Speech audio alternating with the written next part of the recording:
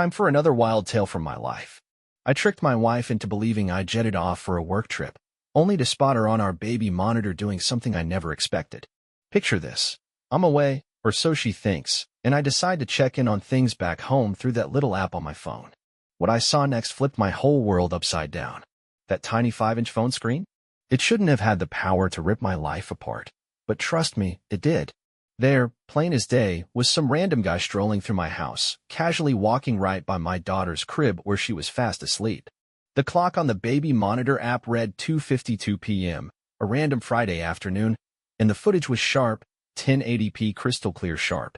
I couldn't believe my eyes, but there it was, undeniable evidence staring back at me. Every little detail popped out at me, stuff I never wanted to witness but couldn't peel my gaze away from.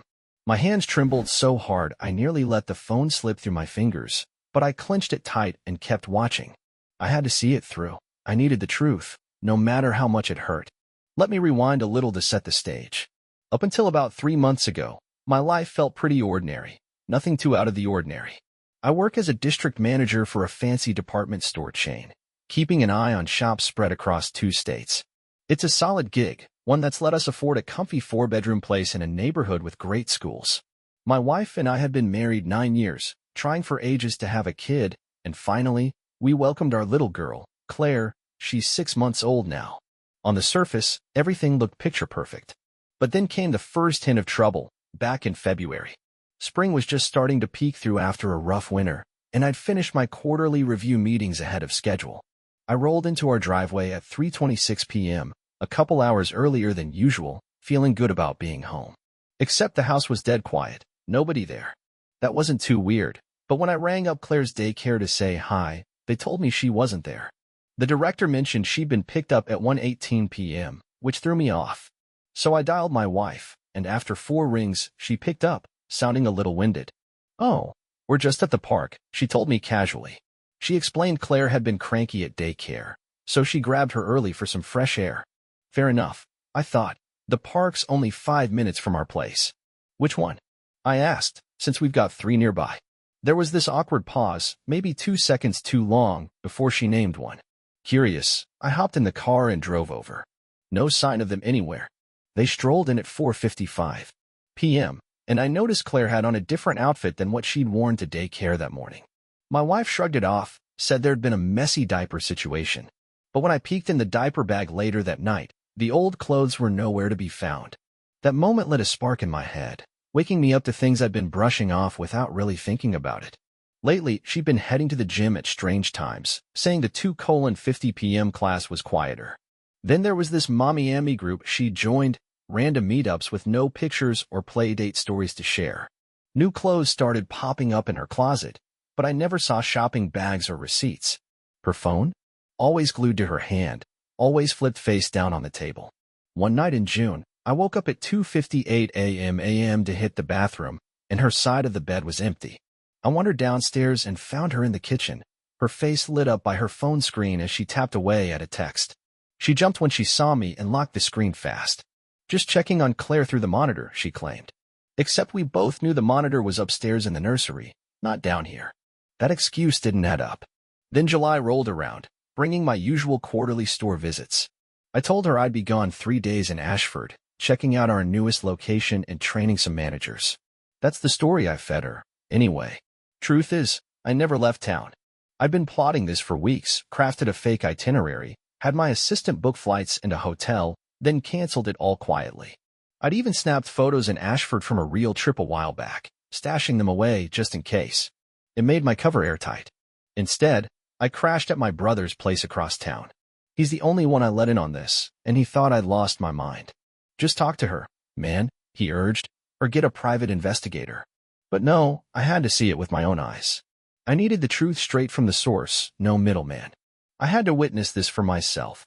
Hiring a private investigator just wasn't in the budget. The baby monitor app had been sitting on my phone ever since Claire came into our lives. We'd both installed it, my wife and me, so we could peek in on her during naps or after bedtime. That little camera gave a broad view of the nursery, even catching a slice of the hallway beyond. Never in a million years did I think I'd use it for something like this. The first day of my so-called trip went by without a hitch. She headed off to work like usual, scooped Claire up from daycare right on schedule, and stuck to their normal evening flow. I kept an eye on things through the monitor, saw her tuck Claire in, croon their special bedtime tune, and flip off the lights. Everything felt routine, almost peaceful. Day 2 rolled along much the same, except for this odd 55-minute stretch when the monitor cut out completely. I shot her a text, asking if all was well, and she brushed it off, said there'd been a quick power blip. But then came day 3, and that's when my whole world crumbled. The monitor snapped back on at 2:52 p.m., triggered by motion detection. There he was, a guy strolling past Claire's crib, which, thank goodness, was empty since she was at daycare. I knew him instantly, the personal trainer from her gym, the one who'd started there 3 months back. I'd met him once when I swung by to pick her up after a workout. He'd been way too chatty that day, prying about my job, my travel habits. Now it all clicked into place. For 4 agonizing hours, I watched them through that baby monitor app.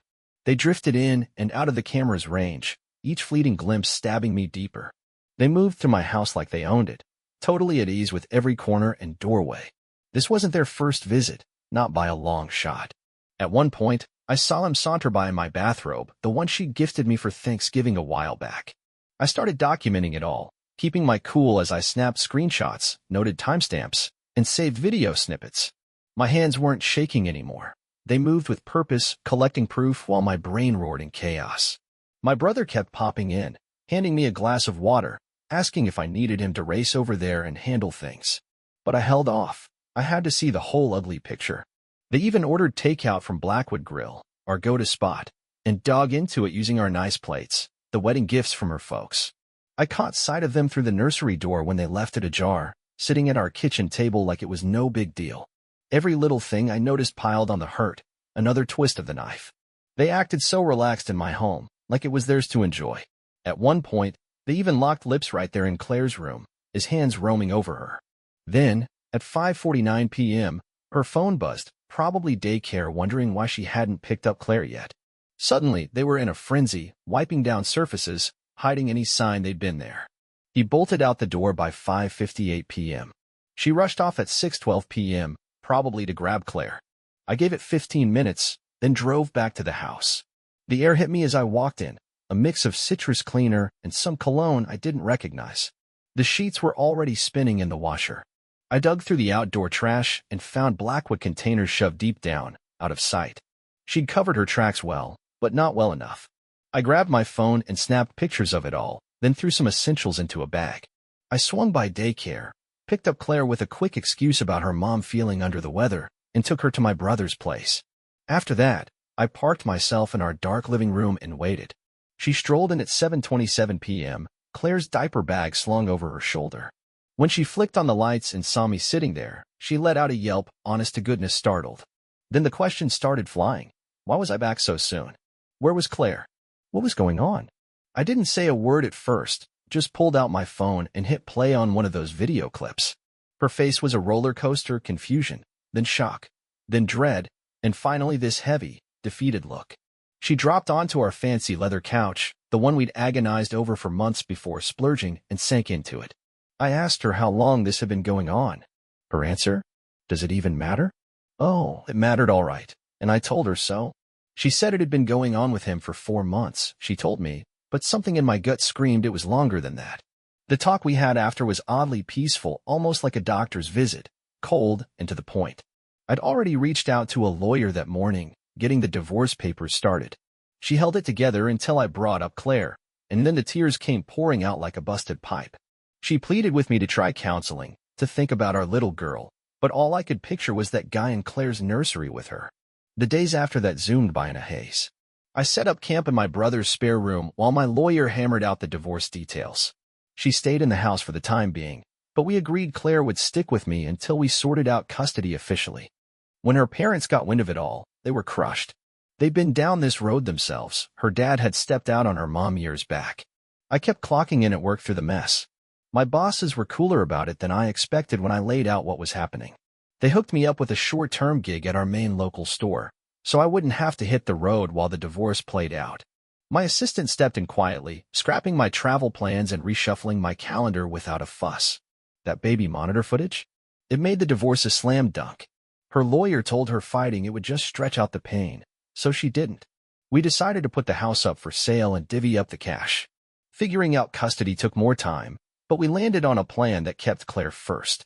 Fast forward 3 months, here's the first update. The house hit the market last week, and my real estate agent's betting it'll move fast. Our area's buzzing with buyers, and even with everything that went down, we'd kept the place in solid shape. I'm still crashing at my brother's, but I've been scoping out spots of my own, something near Claire's daycare with a room just for her. That gym trainer? He vanished the second the divorce papers dropped. Word from some shared buddies is he's slinging weights at a new gym across town now. Digging a little deeper, I learned he had a track record. Chasing after married folks was his thing. He'd gotten the boot from his last 2 jobs for the same stunt. Then came the real shocker. Her best friend hit me up out of the blue. She'd been lugging around guilt, knowing about other flings, and finally spilled it all. Turns out there'd been at least 2 guys before the trainer. One was a neighbor who split town last year, the other some dude from her office. Every time, her friend had called her out, pushed her to fess up. Every time, she swore it was done, that she'd turned a corner. I got myself tested after that clean. Thank goodness. My therapist tells me the anger I'm feeling is normal, that I'm working through it like I should. Some days, I buy that. I've taken up journaling, trying to untangle the last 9 years of my life. Were there hints I breezed past way back when, little warnings I shrugged off? My therapist says it's fine to ponder that stuff, just not to let it swallow me whole. Claire's holding up great, though. She's 7 months old, too little to grasp what's going on. Her face still glows when she spots me or her mom, and she's hitting all her milestones like a champ, playing, growing, the works. The pediatrician says sticking to her routine is what matters most at this age, keeping things steady. So that's what we do. Drop-offs and pickups between us, stay polite, all about Claire. We've got this co-parenting app to handle schedules and updates, super modern, super calm, which almost makes it feel weirder. Second update, 3 months down the line, the house sold crazy fast, 5 days on the market, and we closed last week for more than we asked. We split the money like the divorce laid out. I snagged a new place, an apartment in a chill complex near Claire's daycare. It's got 2 bedrooms, a little balcony, and a secure setup, perfect for us. It's funny how fast my new place started feeling like home, probably because it's the first spot that's all mine, free of any old baggage. Work's been a lifesaver, keeping my mind busy. I'm crushing it in my temporary role at the flagship store, so much that they're talking about making it permanent and tossing in a nice raise. The shorter drive and steady hours give me more time with Claire, which has become my top focus. Therapy's been a game changer, shining a light on some tough lessons about myself, marriage, and what trust really means. I figured out that forgiving doesn't mean letting it slide. It's about unloading the burden of someone else's mess. I'm not fully there yet, but I'm chipping away at it. Co-parenting's settled into a groove. We stick to the custody plan, keep our chats strictly about Claire, and stay all business. Her parents have shocked me with their support, maybe because they've walked this infidelity road themselves. They visit Claire during her mom's time, but they've also made it clear they want to keep a tie with me. I've been catching up with old pals I'd let drift away during the marriage. Hearing their takes now has opened my eyes. They'd picked up on shifts in her vibe years back, but didn't know how to flag it. A couple of them even saw her with that trainer at a coffee shop months before it all blew up, looking way too cozy for a workout buddy, though they talked themselves out of saying anything. That old baby monitor's stashed in a drawer at my place now. Every so often, I pull it out, stare at it, not to punish myself, but to hammer home that facing the truth, no matter how rough, beats living in the dark. Claire's got a new monitor now, a different one, a clean slate. I've dipped my toes into dating, nothing heavy, just grabbing coffee or lunch here and there. I lay it all out up front. Divorced, dad to a 6-month-old, still sorting through the wreckage. Some folks get it, others politely duck out. I'm cool either way. I'm not chasing a big romance, just for learning how to be me around new faces. Fast forward 7 months for the final update. Life's found its new rhythm. The divorce wrapped up last month, so I'm officially flying solo after 8 years hitched. Claire's hit the 1-year mark, toddling all over and chatting up a storm in her own baby way. We threw her 2 birthday bashes, one at my place with my crew and family, one at her mom's. The pics from both show a grinning, clueless kiddo, which is exactly how we wanted it. I locked in that permanent job at the store, complete with a hefty promotion. Dating's been a mixed bag, but interesting. I've been hanging out with someone for about a month, a pediatric nurse a mutual friend introduced me to. She gets the messy reality of dating a guy with a kid and respects the lines I've drawn. We're keeping it chill, no rush, no big plans. My ex moved across town, closer to her folks.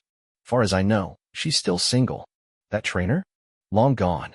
Turns out he was juggling multiple clients at once, and when the dust settled, he skipped town entirely. Her best friend mentioned she's in therapy now, wrestling with her own stuff. I hope she sorts it out, not for her, but for Claire's sake. Our girl deserves a mom who's steady and strong. Claire's absolutely blooming. The pediatrician says she's ahead of the curve on everything, walking, talking, you name it. She's got her own little setups at both our places, with favorite toys and pics of me and her mom in plain sight. We've nailed down holiday splits, vacation rules, and what to do if something urgent pops up. Everything's mapped out, neat and tidy. The hurt's still there, but it's changed. It's not this raw, jagged thing anymore, more like a dull throb that flares up on gloomy days. I can flip through old wedding pics without feeling queasy now, drive by our old house without my gut twisting, hear our song on the radio and let it play. Progress sneaks up in tiny wins, quiet little triumphs. Looking forward, I'm hopeful, but not reckless about it. Claire's growing up with parents who aren't together, but she'll have two people who put her first, who don't trash-talk each other around her, who prove life keeps rolling after a fall. She'll pick up on grit, self-worth, and picking joy over just coasting. That baby monitor that spilled the truth? It's a marker now, proof that answers sometimes hide in the strangest spots. A gadget meant to watch over kids ended up keeping an eye on us all. In the end, the truth always claws its way out. I'm not who I was before that awful afternoon when I saw a stranger stroll past my daughter's crib. I'm tougher, sharper, more guarded, but also realer with myself. I've learned love alone doesn't cut it. Respect, trust, and loyalty weigh just as much. Marriage isn't only about the highs, it's how you tackle the lows. Sometimes, the gutsiest move is walking away. The future? It's a big question mark, but I'm okay with that. I've got Claire, my health, my job, and my dignity. The rest is just extra.